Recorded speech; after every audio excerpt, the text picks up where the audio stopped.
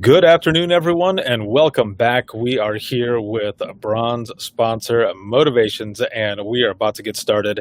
And this session is going to be called A Dynamic, Incredible Journey. And our speaker is the CEO of Motivations, and it's Maureen Mo Diekman. Thank you so much for being here and for being a sponsor. And take it away. It's all you. Hi. Hi, Ricardo. Good morning or good afternoon. For me, it's still in the morning. So happy to see all of you, and actually can't see all of you. One of the things I miss the most is just hearing you all laugh. I've been in the industry for 25, going on 28 years, right in that space. And for those of you that know me, I'm a big fan of storytelling and laughing. And one of the things I miss the most in traveling and not traveling and doing things virtually is not being able to hear you laugh. It's such a healing, even when it's kind of off-color humor, you really just have that infectious energy. So this is silent. I love that we're connecting virtually. I'm going to go like this because I'm an old lady and try to keep track of your chat. And for those of you that don't know me, everybody calls me Mo, and I've been years in the making in public safety. My dad's a fire chief, and my older brother's a paramedic, and 33 years, and he got a challenge coin. and my younger brother's a deputy sheriff and a corporal in car accident reconstruction for fatalities. And my mom's the screamer because she worked in the emergency room as a trauma nurse. So our family kind of got bit by the bug and invested into it. And of course, you have maybe sometimes heard me tell the story of not wanting to be in public safety just because of all the stressors and the tensions. And really, they did call my mother the screamer. And so we wanted to, in my world, I wanted to just kind of avoid some of those tensions. But then I got into some technology and equipment to protect 911 centers from lightning. And it was just kind of a fluke in my career path. And I thought, law enforcement and technology is maybe not so tense. And boy, was I wrong about that. And I started getting into the technology piece of just all the mission critical equipment. And back then we were traveling around the United States teaching people how to go from basic 911 to enhanced. And we were counting all the letters that you would see on your Annie and Allie screens. And I traveled with engineers, and they'd be like, who's Annie and who's Allie? And we had to kind of interpret for the engineers how the users and dispatchers and call takers would use the equipment. And some of you are old enough to remember those days. And there's a lot of friends and family in the space of public safety that go way back and remember those when we were stamping on cards. And anyways, the journey going forward has really exponentially changed, not only from technology, but also in persons and people and the type of work that we're doing, from answering and dispatching to incident command and emergency response. And so I have evolved in the industry through that technology and watched some pretty incredible hero stories. I've watched some pretty decent people burn out because of incidents and events that have occurred. And I started to study a little bit of that transformation and work forward in teaching people technology and change management and helping them with some of that individual apprehension. Here comes text to 911, and here comes video, and here comes telematics, and there's earrings that can ring 911, and how people really love the idea of that, and some people are very fearful of it, and some people were stealing people's yogurt out of the fridge and didn't care. So all of that being said, that's a lot of years in the making of pulling together what we do today. And so we're getting ready to hit our 10-year anniversary at Motivations, and there is a big team of us that care about the people. And what we work on is quality assurance and that improvement loop to help people find the good that they're doing, improve on things that'll help with the first responder and the events and the stress and the incidents.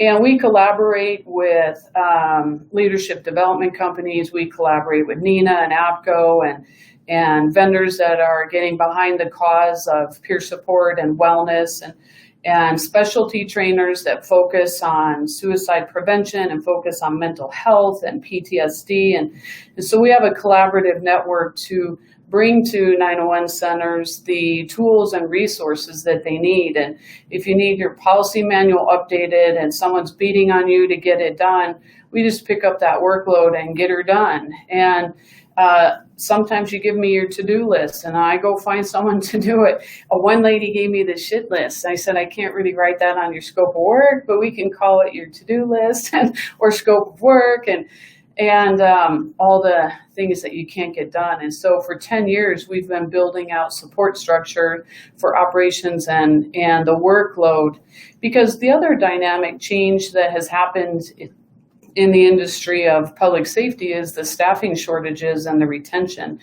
And so today we're going to learn a little bit about you and things that are tools, tips, and stories of the good, bad, and ugly to kind of help you. And you're going to hear such fabulous speakers. There's leadership, there's vendors, there's location identification, there's health and wellness, there's more health and wellness, there's good stories gone bad in burnout, and you're going to have the opportunity to pick and choose from Ricardo pulls together so many good people to talk and teach. Unfortunately, we sometimes find that the people attending the conferences aren't always the people that need to hear so much the messaging. And sometimes when we go out to conferences and I can hear you laughing and talking, we don't always have the opportunity to send the people. Maybe they're not chosen to go because they could be your problem children. So how do we get them and get them connected and get them interacting? And so virtually does kind of help reach many people that sometimes don't go to conferences. So I want to challenge you to take some of these learning outcomes. We're going to learn about catalysts, understanding and managing challenges. We're going to talk about character-based comm centers and thrivability. I love that part of it. Sometimes people are surviving by their fingernails and just hanging on, but how can we just step forward and thrive? Just even if it's a goal of one day out of the week, I'm just going to have a fabulous day no matter what goes on and how hard it is. We can really be working on thinking through some of that positive attitude and helping those around us. So I'm going to challenge you to take some of the learning outcomes today, and in 45 minutes, we're going to kind of pack it in with a couple tips and tricks. You can't change your life overnight. Some of these things happened over years of time. And take it back to your comm center, because the persons that should be attending sometimes aren't, and the persons that need help are sometimes afraid to ask for it. And I'm so excited that some of the conferences are starting to become in person again, because you can reach out, but more importantly, you can see people and you can hear people and you can connect with people. And sometimes that personal connection is the lifeline that you need when you're treading water and your head starts to dip below the water and you're drowning in your stresses. And so I encourage you, if you can't go to conference, to find those connections. We'll talk a little bit about that restoration as we go through the time. And you know, I set a timer because I can go 8 hours. Actually, I can go for a whole week. I love figuring out how to help you with some of the things going on in your world, and also share some stories of if you don't get help, what the heck happens to people. So some catalysts, and you'll hear about that time and time again because you're living through it. First of all, the industry raised dispatchers and telecommunicators kind of as the low man on the totem pole, and the snake belly and the whole road of life. And sometimes people say to me, we're lower than dirt, Mo. And I'm like, but you're not. Or if I go around the room, someone says, I'm just a dispatcher, and they put that disclaimer in front of it that just eats at their self-esteem. But it is a disrespected space and not always recognized in the industry by the pecking order. And so we have to elevate ourselves. We can't sit and wait for someone to recognize us. And we can't be commiserating and bitter that we're not getting recognized. We can start, if you want to be recognized, recognize someone sitting next to you. And then I hear, well, he smells really bad, and so I don't really want to help him. And I'm like, but he needs help. And then we're all working on the computers and saving lives. And then we argue about the lights up, lights down, heat up, heat down. And that's been my chair for 15 years. You need to move. And so we kind of get stuck in that quagmire of yuck. And so that technology journey coming from basic to enhanced and then digital telephony and computer-aided dispatch and integrated systems. I mean, I've seen people pick up the mouse and point it like it's a remote control. I've seen them throw it across the room and watch it blow up into pieces. And I've seen people just master the systems and all the monitors so quickly, depending upon their upbringing and their personal development. And so sometimes that's age groups, sometimes that's training and education, and sometimes supervisors have been moved on up because they've been there so long. But back in the day, there wasn't a lot of leadership development training like there is today. You can get so much training for yourself and for your health. Another catalyst to think about in what's impacting this industry and why there's such a movement to care about the people and respect the people, which, by the way, sometimes starts out with self-respect. So you heard me say self twice now. Self-care, self-respect, start with self. That's 3 times. And the personal life piece of that is probably the largest stressor. 48% of stress today is juggling, in your world, juggling your shift life and your personal life. 48% of the stress of your new hires coming in and your existing staff that's going through shift changes, 48%, that's almost half of their stressor is juggling personal life and shift life. And yet we'll train diligently on CAD and radio and 911 and SOPs and processes and procedures. And we don't necessarily put enough funding or time or repeat behind health and relationships. So we take requests on training all the time. We do virtual training and we do snippets online and we do conferences and we do free training and paid training, and there's all kinds of resources that we can find. And we get requests for, can you help me with a budget? Can you help me with time management? Can you help me figure out what food to eat at my shift and what groceries to buy and how much it'll cost? We have people asking for help in breaking bad habits and how to avoid distractions, and TTY, how do I use the deaf software, the deaf community software better, and those technologies, ASCII and Bodo and all that stuff. And so when you look at the catalyst being technology and things being jammed at people, to give them more information and more life-saving techniques, more things to learn, on top of someone needs to walk their dog and someone called in sick, they're going to go 18 hours straight, but they only brought one lunch. I mean, that's a lot for someone to handle. And then you have to be, well, why are they there in the first place? To be 100% present, answering and dispatching, and feel supported. So it's heartbreaking to hear someone making a mistake over a phone call, listening to the calls and making a mistake, and hear someone behind them say, don't screw this up. That's heartbreaking because we're kind of sometimes in that disciplinary space. Plus, he could be worried. He could have had a 12-hour shift and not had time to eat. He could be worried about this is a children's call. He could have children. There's so many complexities to the role that you play. And then there's merging new hires with experienced people. That's such an important piece of it. And there's a different language that goes with the younger generation. And by the way, millennials are also very high performing, sometimes a different type of maintenance and a different type of management. And that staffing can be a revolving door. I visited an agency the end of last year, 50% of their staffing wasn't making it, their new hires wasn't making it past 6 months. And so you have to look at that welcoming culture and that hiring and inspiring them, or you're onboarding them and training them to do the job. And when someone's crying out on the floor, to have the supervisor say, I told you this is going to be tough, now get a move on. And so there's got to be a little bit of that understanding of that language, merging new hires with experienced veterans, and how it's impacting our staffing, especially in a dynamic age group that's the same population size as that baby boomers. So it's going to hit that workforce with a dynamic force of expectations that are a little bit different than traditionals. So the industry as a whole is in a movement to support 911 telecommunicators, dispatchers, supervisors, that middle layer that takes a beating from the top down and the bottom. I love supervisors. They just take it from all sides, and they have to answer the phone and schedule and take care of this. And then that keyboard doesn't work. And she spoke meanly to me, so could I have a different shift? And so you have so much to go.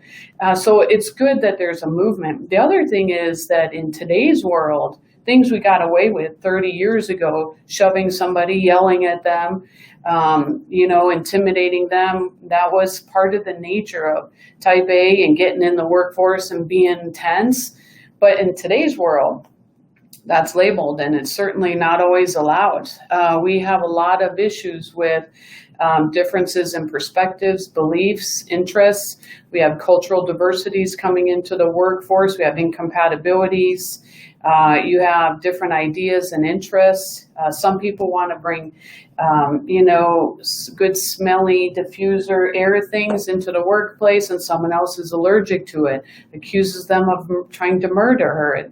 And so there's a lot of elevation of the stress, but also different needs and different demands and different wishes. And then also hostile encounters.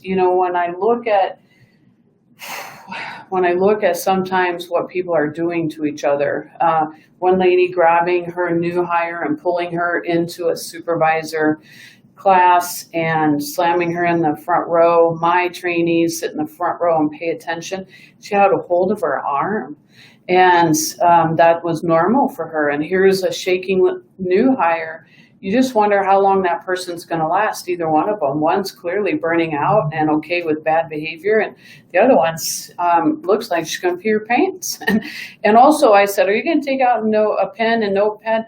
I don't want to look like a nerd. People will make fun of me. And I'm like, well, you're new. You better take notes. And also, so should she take notes on how to not be like that. And so we're going to mix up this room a little. And you're going to hear it all day, yesterday, today. I went back and listened to some yesterday that I missed. And today I'm flying, so tomorrow I get to hear what I'm missing today. You just get to hear so much about what's happening. Crisis scenarios cause tension, defensive posturing, nerves, increased distractions. They reduce your self-awareness. You get degraded behavior, and it all starts to spread from there. Miscommunications, damaged feelings.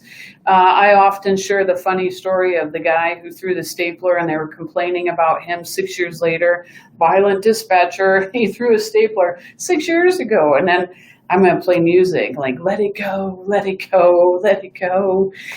It's important to understand that these are normal behavior reactions to crisis scenarios and adrenaline hitting your body and situational stress, and then elevated stress and vicarious trauma, and then elevated to PTSD. There's so much that goes into that bucket of what you're doing for a living. That's why it's more important now than ever to listen to as many of the 45-minute snippets and take out golden nuggets that you can take with you, because if you don't, you have situational stress, you're sitting. If you're smoking, that's even worse. And then you're missing your hunger triggers. You're not hydrated. You're getting dehydrated with overcaffeination. And what that causes is migraines, insomnia, premature aging, weight gain. Oh, premature aging. Oh, geez. And weight gain. Then also all that sitting is so hard on your body, and sitting for extended periods of time. And hi, Jamila from Lee Summit, Missouri. See, look, I'm just going like this, and I'm noticing the chat, which I'm not very good at. So you can chat me a couple times before I see it. It starts with that sitting is so hard on you. And it starts flare-ups and sensory overload. You get physically uncomfortable. You can actually get into isolation mode by slumping and not breathing well. You can pull oxygen out of your brain by having adrenaline going and not breathing through the nose and out. And it's so funny whenever I'm in front of a conference group or an agency that's been through something. Well, you're all going through something. So just call and I'll be there. Call me, I'll be there. Oh, there's another song I could put on the Mo soundtrack. Let it go, call, I'll be there. I got another one too. It'll come to me. And what we think about is all the things that happen to you and you're going through something. And then I say, one thing you can do is breathe. And people are like, I was voluntold to be here, so I don't really want to be here. I'm like, well, I'll wait for you to sit up and breathe. And then kind of make them do it because it's a coping skill. And we want to be interrupters to status quo, and we want to be disruptors. Somebody called me a disruptor. Oh, Tyler, down in New Orleans. Mo, you're a disruptor. Yes, that is true. I like to come in and disrupt the status quo. We cannot sit there for extended periods of time without moving. That's why the majority of you have furniture that moves up and down. You cannot have your coping skills interrupted without having someone help you get them back on track. And if you didn't have them in the first place and something really significant happens, you're going to struggle. And so we have to bridge that gap because conflict starts and your filters go down and your routines are interrupted on a regular basis. And you get flare-ups, you have service to first responders get interrupted and you dispatch to the wrong address and then what's happening at the right address is not going well and there's some consequences to the agency. And, I fly a lot. I've been flying since 1994, sometimes 30, 40 weeks a year. And I always say a good flight is one that's not on the news. And so when you guys are working on your daily activity and you're getting through your stuff and your role, then your agency's on the news. What happens after that post-event care, is really going to be exponentially worse than what was before event care. And so if your care is kind of intermittent and your health and wellness programs are not engaged, we're working right now on a program where we're checking into all their wellness programs, what is available to them. And I keep hearing on every call, well, we have one within the county, but we don't really use it. And it's not for 911. And so how can we make some of those available resources to us? They're free in some areas, available. Well, we have EAP, but it's so clunky and no one calls us back. And how can we make some of that get all the way to the floor where they're so neglected? And then also, how do you engage so that you can take care of yourself? I mean, you're saving lives and you're one of the lives you need to kind of save. And so there's trust and there's morale and there's this daily activity so that you can make it in post-event and post-critical incident culture. And that health and wellness and that stress is mental, social, and physical. And if you don't take good care of that, then you don't have 100% to offer when you roll into work. Now, I said some of it's labeled, so we'll just talk about, in today's world, teasing, shoving, stealing, pinching, mean looks, mean notes, harassment, microwaving the fish. Maybe that's not bullying, but microwaving the fish, holy cow, can we just stop doing that, please? Stealing people's food. Agencies that have to put padlocks on their refrigerators, people that come in and smash the sandwiches of the new people. We just need to stop doing that. And why we're doing that is because the industry is not treating us well and we're not treating ourselves well. Then we have a hard time treating someone else better. And if you are a person that smashes sandwiches, you probably don't attend conferences where they tell you not to do that. So those people that know better come into these conferences and they get all after it. And next thing you know, I get an email that says, Mo, 6 of us passed the EMP test. We got together, we built a working group, and one of them lost 87 pounds. So that's what people at conferences can do, is go back to their agency and start something small and meaningful, if only to save themselves. Start walking around the building. I met a guy who started walking down the sidewalk, and then he made it halfway around the building, and then he made it all the way around the building. And now he's walking without his cane. He's 122 pounds lighter. And because he made one step difference the next day, attending a conference and hearing something in a 45-minute session, it starts with the person that can bridge that gap, right, from the conference to the agency. So you have to agree that there's boundaries that are necessary, and to standards in today's world have rules of engagement and conduct, even if it's not written in your SOPs, just in your moral character and your personal code. And when we think about examples where I got hit by a dispatcher in a training class, and that tension that's allowed to build up and stay and become, sometimes you hear the word toxic in a comm center. You got to think about why you're doing it. And there's a session, and I forget who's doing it, about your why. Who's the why? What's the why? I do that often in our Communications with Purpose leadership program. We talk about why you're here.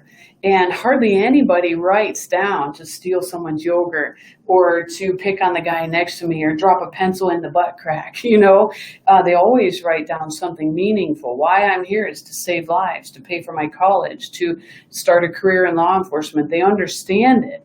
And they write it down. 82% chance you'll do something if you write it down. If we could see each other, I'd look at who's writing things down, because there's somebody that can make a movement at their agency, even if they're helping an unhelpable at their agency, someone they've deemed a problem child, and we've tried everything, it doesn't work.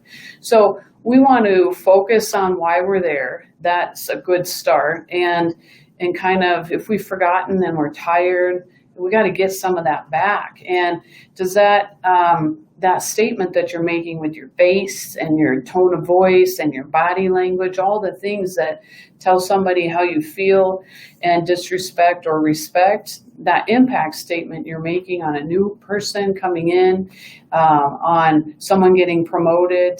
We just did a big program down in Texas, and I got a note from a young lady. How do I supervise ladies that are older than me, been here longer than me? And so I think important to kind of come away with a few things. First, it starts with self, right?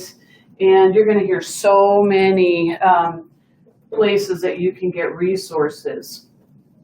There's so many resources. And then just pick like one thing you can change, right? That's just one thing. If you show up at a different time tomorrow, or if you walk or stand up at your position, or sign up for a 5K. And Sarah Weston just did a 9-1 Wonder Woman. Sorry, I messed that one up. And she just did a 5K. How many people got after that? And then watch people train. There's a lot of places where you can kind of grow that network and do something. You can also look up ENP, Emergency Number Professional, or RPL, Registered Public Safety Leader. And there's so many different types of certifications and programs. And of course, that sounds like more training, but you know what it is? It's elevating yourself and learning and growing, and that's your lifeline to pull you out of drowning and treading water. And if you stand up at your position, think of you're saving yourself from premature aging, migraines, insomnia, weight gain. You're starting to influence. And part of this focus on your health and your wellness includes peer support. So you want to think about your values, your character. There's a lot of training, by the way, and education in our curriculum, K through 12, of anti-bullying. And a lot of it is character-based. And one of the traits in character-based, besides trustworthiness, is discretion, avoiding words, actions, and attitudes that bring undesirable consequences. So you want to think about your values, your character, your purpose, and the role that you're playing in the community of humans, and try to influence the folks next to you. And sad to say that sometimes you look at the person next to you, you don't see potential. But you would want that person to be 100% present if your sister dialed, if your grandmother was on the phone. And so not only do we have our responsibilities in the supervision and the work and our teams, we have a responsibility to ourselves. We can find resources, and then we can just pick one thing out of today that we get after and try to do something decent, right? And so I think important to look at attitude, complaints, cooperation, and look at not only tactical things going on, but soft skills. And there's so much to responsibilities from a tactical piece on soft skills. And I kind of just lost my train of thought. Did you guys hear me do that? I've been clicking forward so I can keep on track and looking at my timer. So tactical and soft skills. Just pick one thing that you can get after and try to do either together as a team or with a bunch of people, and or with yourself, because sometimes accountability is doing things in a group. Now remember that a leader or supervisor who believes in the positive attributes and potentials of individuals, they have a tendency to see those results. And so your teams and yourself and the people next to you will rise or fail.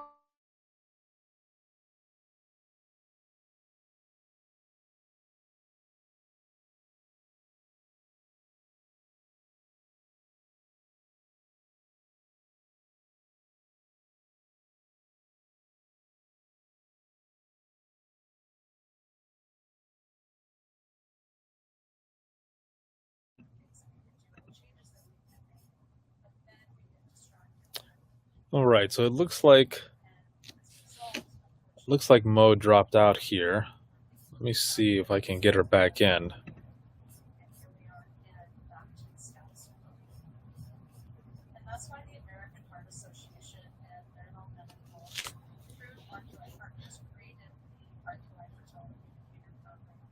Now, again, make sure to, if there's any questions that you have, throw them in the chat there, or definitely in the ask a question. There are also some questions that are in there already that are kind of, things to do a start, to prime the discussion and everything. And I see some of you have upvoted some that are in here, so please continue to do the upvoting there. And I'm going to see if I can bring her back in. Let me remove her, and then I'll bring her back in here. So hold on one moment. I don't know if you can hear in the background, I have another session going on. So I've got two. I've done this twice today, and this is really dispatch style. Been putting it through. All right. Ricardo, there we are. Everything went black. Well, you're back. You're back, and we're still live. So okay, we are good. Good. Okay, super. Well, I've seen this happen before, so I'm good. Yes. And also, I've taught redundancy in networks and connectivity. So if that was your 911 system, the outage was less than a minute. So I think we could call that successful. What's funny is technology is one of the catalysts to some of the most egregious flare-ups in comm centers. Switch out my CAD system, I'm going to kill you. True sentence in a class system, in a class, right, from some supervisors. So I think every now and then we sometimes get a little bit stuck in our ways instead of moving forward. So we have the conflict, and we have flare-ups, and we have conversations, and we have fabulous conferences. And then there's this little bridging of the gap. You know that you need to stand up and move, and you know you need to breathe better and eat better. And you know that if you don't have coping skills like morale being boosted is a daily thing, much like showering. If you're not working on it, it gets stinky. You know these things. It's just difficult to take that step when you're exhausted and when you're tired. And then you add that layer of guilt of not doing it, and then your jeans get tighter, and you feel bad, and you snap at your kids, and you not great in your relationships, and it starts to just wear on you. And it's because you have to start taking good care of yourself. And it's so hard, especially in traditionals, for women to put themselves first and so sometimes men and there are some gender differences, they put their workout, their work shift, and their finance, bing, bing, bing, trifecta, 1, 2, 3. Women sometimes put that to-do list and the groceries and the kid schedule and the dentist and the responsibilities and the supervisor and the work. And they sometimes say, oh, 40 hours, that's a part-time job for me. And they wear that as a badge of honor. What's happening, though, is in some of those traditional age groups, you're sacrificing yourself. You're giving up your energy and the time to heal. And interestingly enough, if you don't take good care of yourself, you start to resent people that do. And so this younger generation coming in, they sometimes like work-life balance, and they sometimes enjoy, 78% of them enjoy engaging at work with other people doing good stuff. And so when we suffocate them because we've been suffocated, we're actually doing ourselves a disservice. So we want to think about the relationships and how important they are to you. Then you need to be compromising and collaborating and developing, but you can't do it if you don't start with self, right? And find some resources. Where do you go get a grocery list to help a young one eat better so that they're not eating Carl's Jr. every single day? Sorry, Carl's Jr., don't write me an email. It's just not good if you're sitting and eating that. And it just weighs you down already with physical weight, right? And then you have the emotional weight. And then if you don't be taught some of that common sense, you post, I think the sheriff is a moron. Well, yeah, it's freedom of speech, but how's that going to be for your career path? And so the last few minutes of today, I know we talk about the problems and the challenges and the catalysts. There's technology and there's personal issues and there's staffing shortages. And I'm talking to an agency last week that's 28, should be 28 people, and they're like 11 or 12 people rotating and going weeks and weeks without a day off. And it's disastrous to them personally in their lives, but also they start retaliatory. So we want to think about how do we take one golden nugget from your 3 days of conferences and go forward, right? And what one thing can you do? Well, you know yourself better than I. And we want to say, what are you going to tackle? Naomi Osaka, if you look at the news, said a few days ago, practice fierce self-care. And I wrote that down because fierce self-care, that means that it's not just coping skills. It's not just work on some therapy or get some me time and get my nails done. It's like fierce self-care when you're isolated and stressed. And so I want to write her a thank you note because that was one of the best headlines I've read in a long time. And you guys need to read it. Practice fierce self-care. The other thing she says is maintain organization and control over your career. And isn't it funny how sometimes people look at this as a job instead of a career path? And we want to be hiring and inspiring people to do this amazing work that we do. And that means not only teaching them the computer-aided dispatch and the CAD, but breathing, posture, body language, eye contact. It's one thing about virtual that drives me crazy is I can't see you. Oh, hi, Pam. I wish I could see Pam and hug Pam because she's awesome. And I just keep looking at her through the cameras. So training and practice on breathing, posture, body language. If you took one thing from learning and self-control and self-care back to the comm center, you know that there's people at your agency that should be hearing stuff like this and over again. And how do you take it back? Just take one thing back in a support system that is emotionally going to help them with the important work that they do so that they're 100% present in that first responder space. Professionalism and attitude is also super important. And when we think about, I talked to my friend Howard. Howard, did you shove her? No. She's crying. And yeah. And you shoved her. No, I shoved the chair that she was in. She was dispatching to the wrong address. I had to get in and help. And yeah, well, now she's crying, and that wasn't professional. And we get it, Captain Obvious, that you can't dispatch to the wrong address. But that delivery and that intimidation and that physicalness is things that we learned a long time ago that need to kind of go by the wayside. And so that physical and emotional support system, thoughtfulness towards your goals. If you don't have a goal to pay off debt, to save some college money for your 2-year-old. $20 a month in a year is, I don't know because I can't do math in my head, $240. Yeah, that's not going to get very far. But man, you got 18 years to go. You'll get something that'll pay for the books or a used car when your kid goes off to college. Those are the kinds of things that you can do to be thoughtful towards your goal. Buy a house. I met a 19-year-old boy who was making a 911 career choice because he had dialed 911. It was a traumatic event for him. It saved his life. He dropped everything he was doing and committed to work at a 911 center for the rest of his life so he could impact others. And he wrote to me and said, I need a different 911 center where they won't treat me poorly. I want to save up money to buy a house, and they're picking on me for what I'm wearing to work. And I need to find a different agency. Can you find someone that has a better culture? And now he's at a different 911 center, and he's on a career path. But he was rejected by his lifestyle, his clothes, and what he was doing with his life.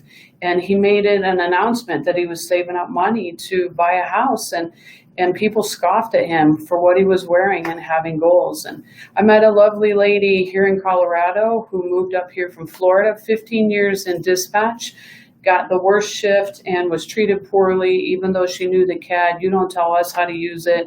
And so badly was she welcomed into Colorado that she was going to head back home. And thankfully, she joined a hike. We sponsor a hike for 911 dispatchers every year.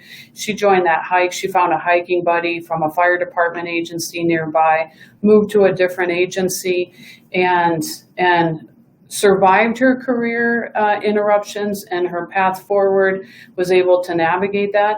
But holy cow, a 15-year experienced dispatcher being shoved back to the state she came from. And why, when we need staffing so much, would we treat new people so poorly? And so when we look at why that's happening, we want to get after thoughtfulness towards the goals, professionalism.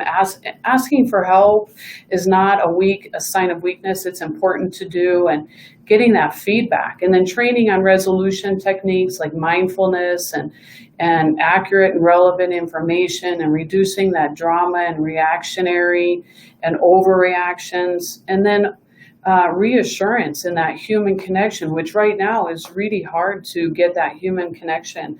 And how can I help you? What a great sentence. And we get lots of questions sometimes on what we're doing and what can we say and what can we do. Number one, thank you. Let's try thank you first. Thank you for that. I'm going to learn a lot. Thank you for that question. It's really interesting. And thank you for arriving today. It's going to be a normal day, and it's going to be kind of stressed and hard, and we got a lot going on, but thank you. And the next thing you can say is, how can I help you? What do you need from me right now? And even if they smell bad, that's a great sentence to ask, a question, how can I help you? So there's a lot of do's and don'ts. You're going to hear them over the 3 days. I just encourage you to pick one, right? And pick one and run after it. If only to make an announcement, like I decided to finish my degree, which, by the way, I went and did my degree at 37. I went to college from 37 to 41. I'd never been to college. You know, you work next to people who haven't been to college, and we can keep over emotion out of the conversation, and we can respect what people have to say, and we can be patient, and we can create the setting by having those lifelines and those goals. And so I encourage you to look at your self-care and your daily activity. Starts with you in your attitude and managing your stress. That's hobbies and knowing your limits and staying organized and coloring and gardening and walking and tennis and fly fishing and shooting and all the things that kind of calm you and give you time to heal. I guess target practice gives you calming feelings. I know 2 people that do that as self-care. And then there's food and exercise and just knowing your limits. And procrastination is probably the evil of that, right? The devil in us getting after self-care is procrastination. It's so much easier to sit down when you get home and let me tell you, it's hard for me. If I'm going to sit down, I have this huge puzzle and I go puzzling and it gives my mind, oh, did you hear that? It gives my mind space to heal and work. I could go on for hours on your purpose and your goals and how you can self-aware yourself into reliable behavior and good reactions and helping others and peer support and just creating that change in the work environment that you want. And so I encourage you to just spend the next couple of days championing this back into your agencies and offering up tips and articles and research. And, Nina has this wellness continuum. There's a lot of free resources there. Well, you have to be a member, but still there's articles and things that you can share within your agencies in best practices and getting health and wellness to the people that aren't here to hear it and aren't going to the conferences to have it drilled into them face to face. So I think good to look at your work environment, tie yourself to that and how you contribute or take away, and then go get those resources and get after them and start something small. It doesn't have to be world peace. Holy cow. And you don't have to start something big and get the smackdown and say, see, I told you the chief wasn't nice. You don't have to do that to yourself. You can just start with something like, I decided to pay off my credit card. I decided to walk around the building at least 15 minutes a day. I have, by the way, a coaching going on right now with a dear friend of mine who has some health and wellness challenges. And one of the things she's been doing is walking. And she does walking meetings and she takes someone with her. And, it's non-confrontational when you're side by side, but also in 4 months, she's like a different person.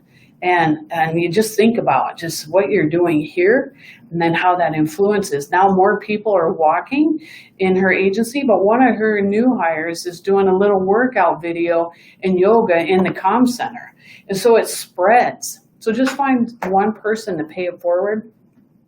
On Tuesday treat day, I always pay for the Starbucks for the lady behind me or whoever's behind me. If I happen to be buying coffee on a Tuesday, I remember it's Tuesday treat day. There's a lot of things that you can do to kind of better your attitude and your professionalism and yourself, but also get after some of those coping skills and healing. It's so important. You'd do the same thing if you broke your arm. You'd get it casted. You'd have time to heal. And so I'm just encouraging you to spend this conference time understanding if you break heart, mind, and soul, the things that heal that are up to you in getting started. And then you start to influence those around you. And we're here. Yes, Nina's Wellness Continuum. Excellent, excellent. Hi, Courtney. I'm going to Nina, yay, and APCO, and you can always look us up. We're big fans of helping and connecting and peer support, and always, if you're looking for something virtual or on-site or just ways that we can help you tackle some of that workload, we're here to figure out what you need and help you. And if we can't help you, we collaborate with a lot of specialty organizations that can point you in the right direction. We're not therapists, although I've had a lot of therapy. We're not therapists, but we definitely know how for you to find help. And what we do is collaborate with people that can find telehealth and local resources too. So you contact us and then we start solving and getting after it. So just take a look at what you can do and pick something. So one thing. That's all you got to do. One thing out of this conference that you're going to take after and use, and then tell me about it. I love the stories. The guy that lost 122 pounds and 6 people passing the EMP test and one whole agency finally fully staffed by the way they transform their culture. It doesn't happen overnight. Your stress didn't come overnight either. So it's a chore, but you're in it for the long haul if this is your career and you got bit by the bug and you're doing something awesome. So then you got to feel good about it. And the feel good part is how you got to get after the healing, right?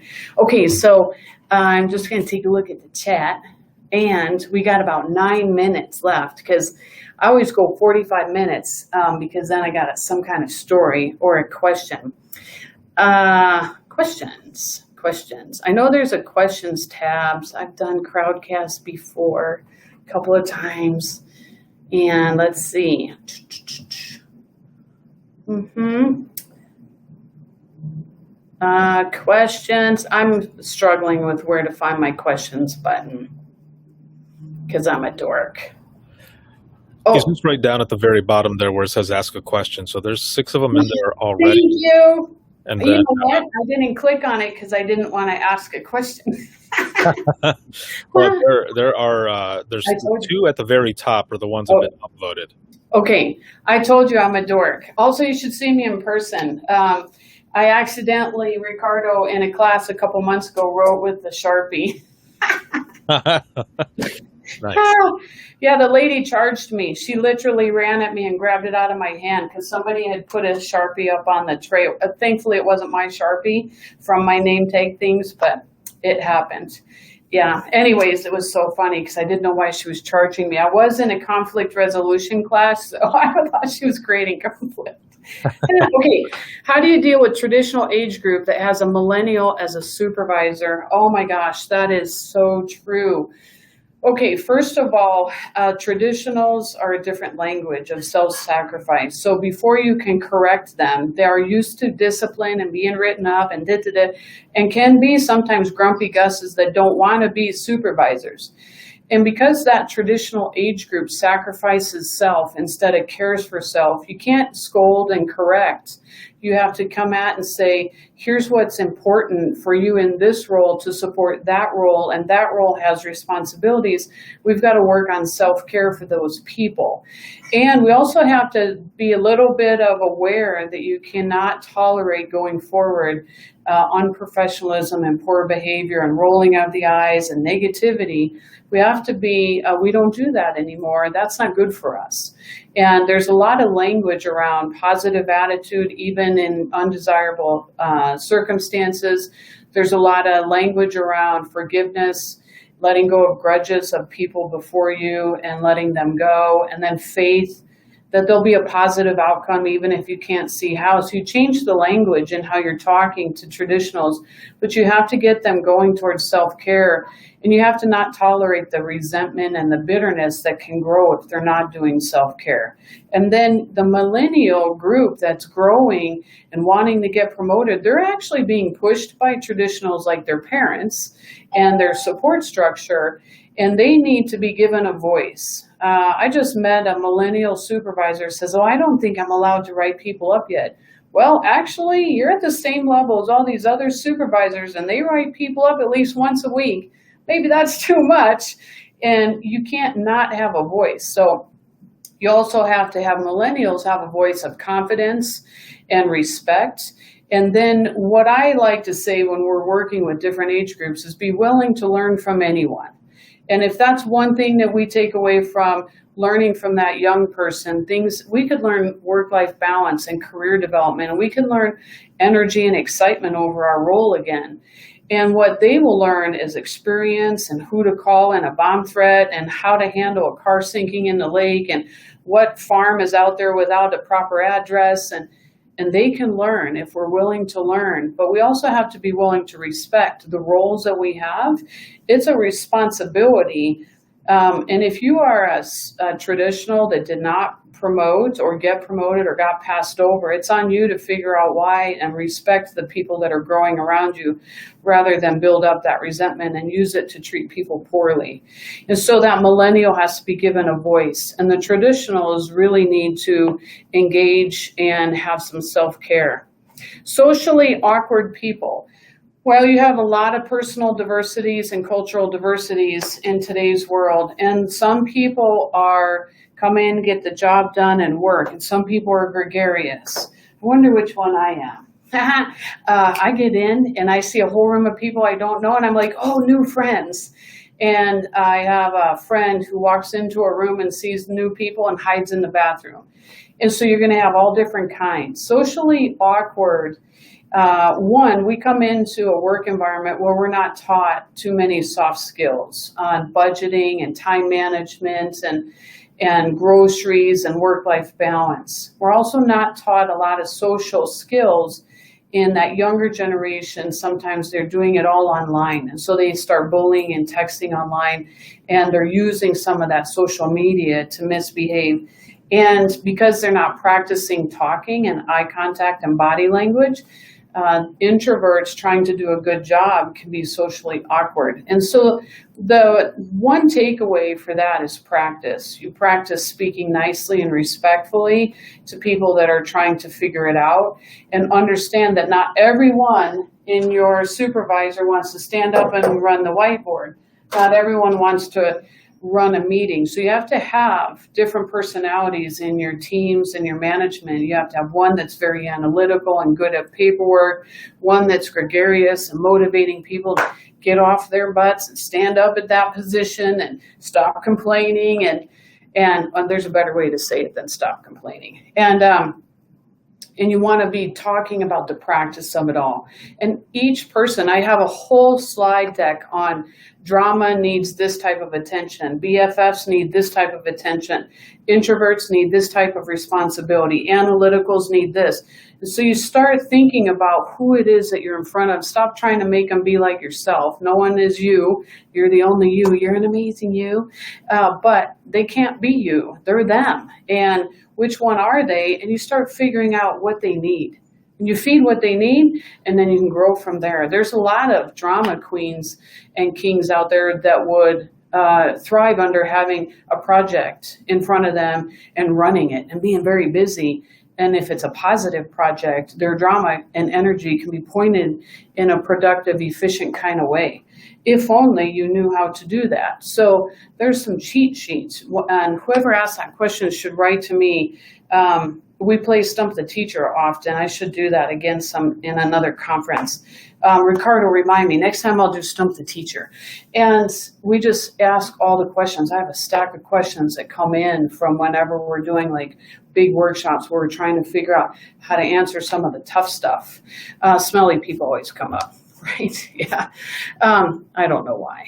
And it's awkward people, right? So when we think about veteran employee with bad attitude towards a supervisor who stays under the radar, well, people, I only have 1 minute left, but people that stay under the radar and don't show up with their negativity in front of supervisors, they're underminers, and they're not taking good care of themselves. They're bringing people down around them.